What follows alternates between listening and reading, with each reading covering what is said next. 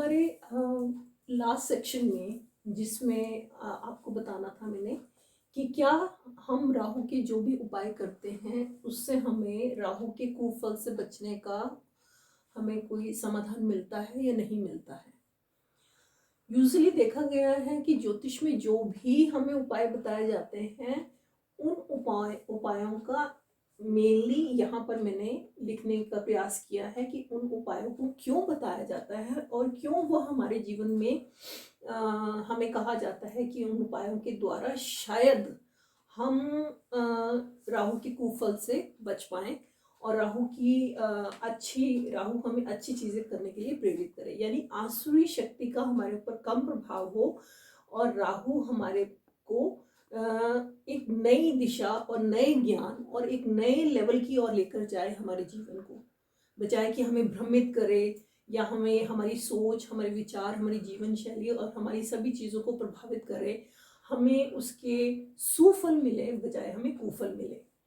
क्योंकि राहु का कार्य आपको खराब करना नहीं है, राहु का कार्य आपको जगाना है, जागृत करना है अपने कर्म और कर्तव्यों के प्रति और स्वयं के प्रति। और कहीं हम काम, क्रोध, लोभ, मोह और अहंकार के नीचे दबकर हम अपने कर्म कर्तव्यों से हाथ न धो बैठें, हम दूर ना हो जाएं और हम स्वयं और इस मानवता के प्रति हमारा जो भी हमारा मेजर रोल है हम उसे भूल ना जाएं।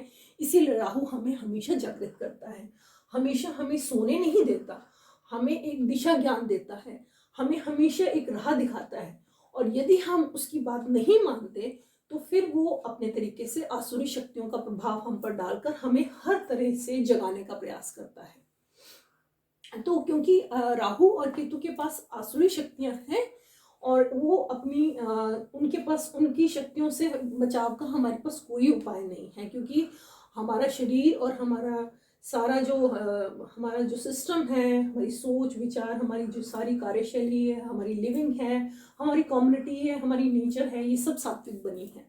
तो हम आसुरी शक्ति से नहीं लड़ सकते, हम कोई भी किसी तरह का उपाय नहीं कर सकते, कुछ नहीं कर सकते। पर फिर भी कहा जाता है कि आसुरी शक्ति से बचने के लिए आपको कुछ चीज़ें करनी चाहिए।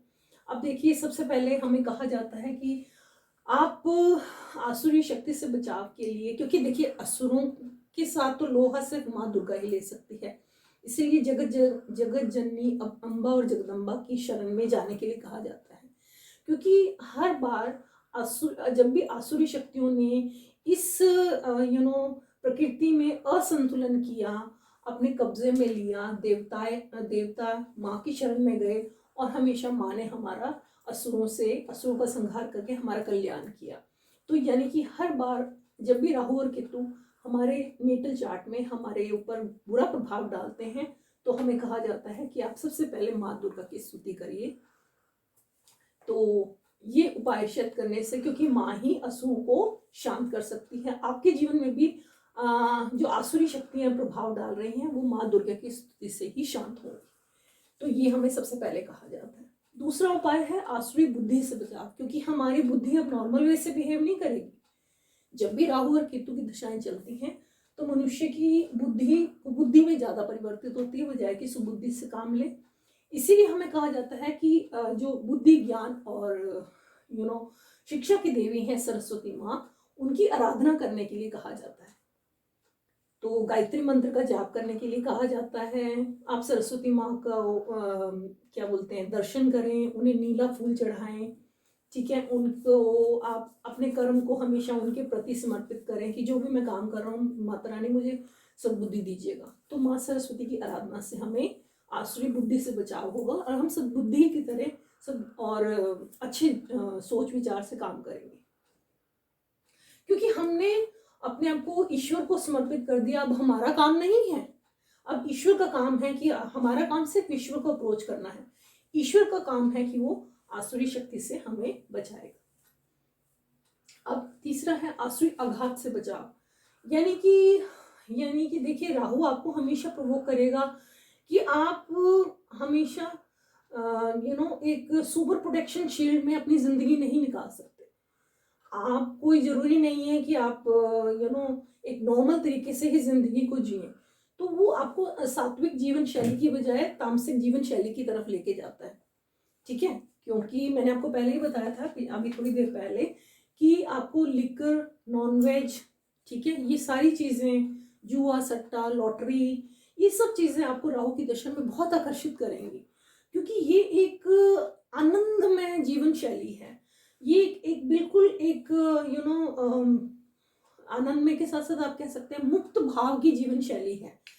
तो आप ज़रूरी नहीं है कि साधु संत के जीवन के साथ ही चलें, आपको वो जीवन को भी देखना पड़ेगा।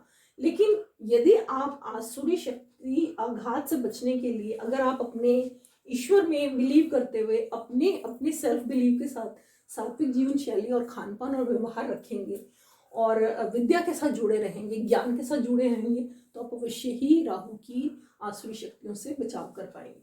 अगला है आसुरी प्रभाव से रक्षा। इसके लिए कहा जाता है कि क्योंकि चंद्रमा चांदी को पहनने के लिए कहा जाता है, क्योंकि चांदी हमें ठंडा रखती है, चांदी हमें अच्छे सोच विचार देती है, क्योंकि चांदी जो है वो मेटल चंद्रमा को रिप्रेजेंट करता है और चंद्रमा के आगे सभी ग्रह घुटने टेकते हैं, मां समान है वो ग्रहों में। इसीलिए चांदी पहनने से हम राहु के इफेक्ट्स को मिनिमाइज करते हैं। उसके बाद है कि आपने शिव आराधना करनी है और सफ़ेद चंदन, जो कि ये भी एक ठंडक प्रदान करता है, आपके 5 आपकी जो प्रवृत्तियां हैं वो आपको हमेशा उकसाती हैं, तो सफ़ेद चंदन के द्वारा आप उन शक्तियों को नियंत्रण में रखते हैं। इसको आपने माथे पर, गले में, कंठ पे भी लगाना है सफ़ेद चंदन को, तो आप भी शांत रहेंगे और आप राहु के कुप्रभाव से बच पाएंगे। और सफ़ेद वस्त्रों का धारण करें, क्योंकि जितनी आप दूसरी सफ़ेद वस्तुओं में हमेशा ही आप चंद्रमा के ही गुणों को पाएंगे और इसको अपनाने से आपके विचार और आपकी सभी चीज़ें, आपकी जीवन शैली, आपकी कार्यशैली और सभी चीज़ें आपकी बहुत साफ और स्पष्ट हो जाती हैं, क्योंकि सफ़ेद रंग का अपना प्रभाव है, एक शुद्धता पवित्रता का प्रभाव है। आसुरी वातावरण से रक्षा, यानी कि आपके आसपास यदि अस्वच्छता है, आपके आसपास यदि अस्वच्छता है तो आप हमेशा तामसिक, आप सात्विकता नहीं सोच सकते, आपके अंदर सात्विक विचार नहीं आ सकते, आप हमेशा तामसिकता का अनुभव करेंगे, आपका मन व्यथित रहेगा, आप भय संशय और आप हमेशा असमंजस में रहेंगे। तो इससे बचने के लिए आपके आसपास का वातावरण साफ, स्वच्छ, पवित्र होना चाहिए। और उसके लिए हम क्या करेंगे, शुद्ध देसी घी का दीपक जलाएंगे, हवन कर सकते हैं, कपूर का धुआं हो सकता है, क्योंकि हमें ये सब चीज़ें हमें एक पॉजिटिविटी देती हैं, सकारात्मक ऊर्जा प्रदान करती हैं। इसीलिए हम जितना एक सात्विक वातावरण में रहेंगे, हम तामसिक ऊर्जा से बचे रहेंगे, जो कि असुरों की ऊर्जा कहा जाता है। असुरों को कोई फर्क नहीं पड़ता, वो तो जैसे मर्जी रह ले, जैसे मर्जी जो मर्जी काम करे, लेकिन हमें, क्योंकि हम ईश्वर के सानिध्य में रहते हैं, तो हमें ईश्वर की दी हुई ही सभी रीति रिवाज, ट्रेडिशन, जो हमारी जीवन शैली है, जो जो हमारा क्रियाकलाप है, उसी को फॉलो करना चाहिए। उसके बाद आ जाता है आसुरी दुनिया से बचाव। इसमें आप देखिए कि हमें अपने जब भी हम कोई कार्य करने बैठते हैं तो हमारा मन उस कार्य में कभी लग नहीं पाता है। तो कैसे? क्योंकि राहु की दशा में कहा जाता है कि जब भी राहु की दशा चलती है तो कार्य में बाधाएं आती हैं, बच्चे पढ़ नहीं पाते हैं, लोग भ्रमित रहते हैं, कहीं जाना होता है कहाँ पहुँच जाते हैं, और राहु में लोग बहुत अप्स एंड डाउन्स भी देखते हैं। तो राहु बहुत ही कम लोगों को बहुत अच्छा फल देता है, ज़्यादातर लोग इससे पीड़ित ही रहते हैं, क्योंकि वो राहु की आसुरी शक्ति से खुद को नहीं बचा पाते, क्योंकि इसका प्रभाव बहुत तेज है और बहुत गहरा है हमारे जीवन में। तो हम आसुरी दुनिया से बचाव कैसे करेंगे? क्योंकि यहाँ पर आपकी कंपनी खराब होगी, यहाँ पे लोग, आपको संगत अच्छी नहीं मिलेगी, लोग अच्छे नहीं मिलेंगे, आप खुद ही ऐसी जगह पे पहुंच जाएंगे जहाँ पर आप आपको वो जगह खींच के लेके जाएगी। तो आसुरी प्रभाव से बचने के लिए हमें क्या करना चाहिए कि हमें अपने दिन की शुरुआत ही अच्छी चीज़ों से करनी चाहिए। जैसे कि आप गायत्री मंत्र का जाप कर सकते हैं, सूर्य को जल दे सकते हैं, और गीता का पाठ कर सकते हैं, और रामायण पढ़ सकते हैं, श्लोक पढ़ सकते हैं, कुछ भी जो आपको अच्छा लगता है। आप ईश्वर को बड़े मनोभाव से याद करें, स्मरण करें, क्योंकि हमारी जो सेल्फ एनर्जी है, जो हमारे शरीर की सेल्फ एनर्जी है, जब हम इस सेल्फ एनर्जी को उस डिवाइन एनर्जी के साथ कनेक्ट करते हैं तो हमारे ऊपर कोई भी नेगेटिव एनर्जी, हमारे ऊपर कोई भी इन्फ्लुएंस नहीं कर सकती, किसी तरह का कोई प्रभाव नहीं छोड़ेगी, और हम ईश्वरीय शक्ति और ईश्वर सात्विकता के साथ सकारात्मक ऊर्जा के वातावरण में रहेंगे। इसमें आसुरी रंगों से रक्षा करने के लिए भी कहा गया है कि जो रंग गहरे हैं, गहरा काला, गहरा नीला और भूरा, और जो सफेद काला रंग है, यूजुअली ये रंग आपको तामसिक कलर कहे गए हैं, और ये आपको थोड़ा सा नेगेटिविटी की ओर ज़्यादा खींचते हैं। तो इसीलिए कहा गया है कि आप बिल्कुल हल्के रंगों का ना पहने और हल्के रंगों का उपयोग करें। ठीक है, ये रंग नहीं पहनने, आपने बिल्कुल हल्के सफेद और बहुत ही रंगीन कपड़ों का उपयोग करना है, ताकि आप दैवीय शक्ति के साथ रहें, ईश्वरीय शक्ति के साथ रहें। अब ये तो है जो रिकमेंडेड होती है। इससे भी एक नटशेल में या essence of the whole remedy ये कह सकते हैं कि जो मैंने देखा है कि god exist in the two forms of the energy. ईश्वर मुख्यतः दो रूप में हमें प्रबल रूप में नजर आता है,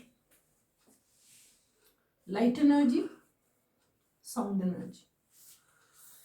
यानी जब भी हम सूर्य के आगे खड़े होते हैं, सूर्य को जल देते हैं, और सूर्य ही हमारी कॉन्शियसनेस है, हमारी सोल है, और हमारी लाइफ गिवर है।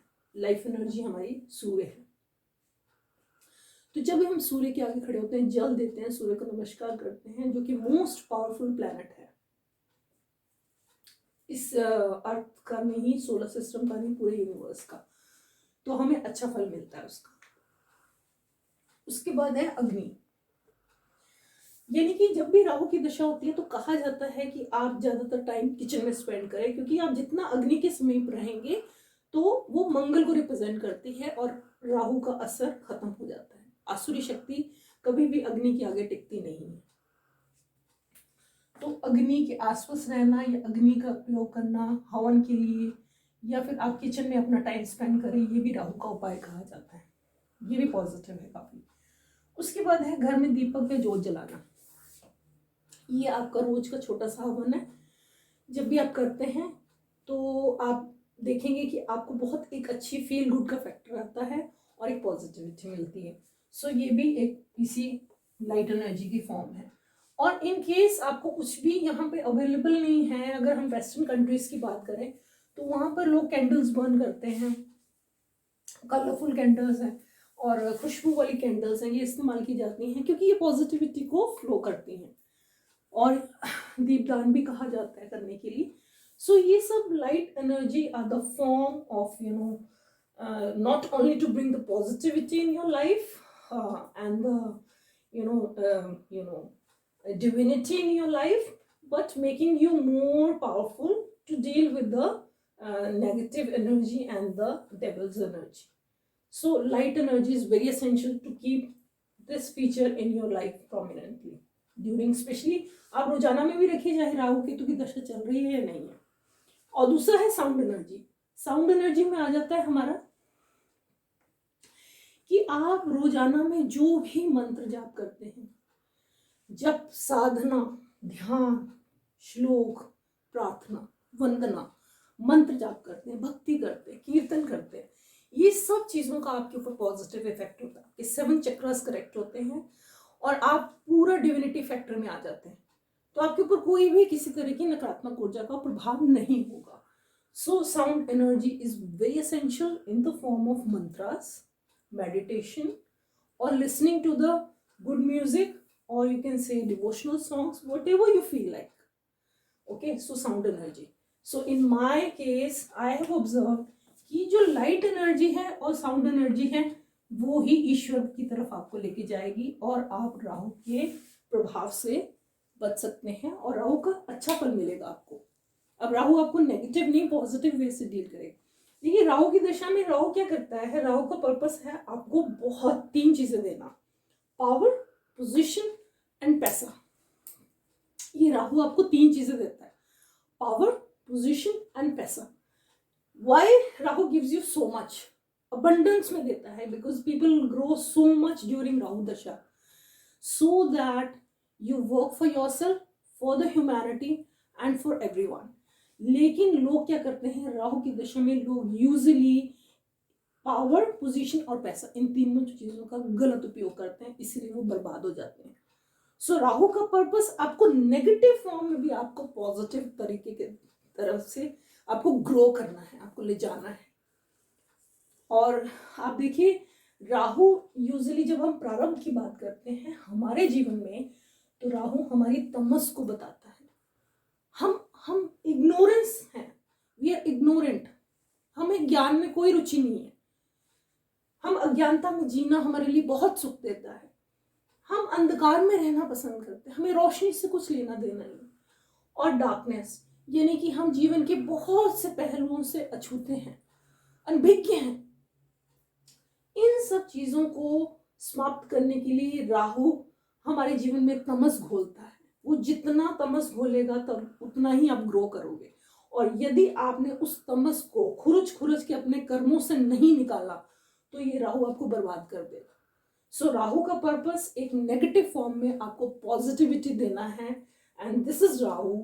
एंड जब जीवन से समाप्त हो जाएगा तमस, तभी ज्ञान की रोशनी में होगा मानस। So this is all about Rahu and Rahu's remedy is possible. Thank you.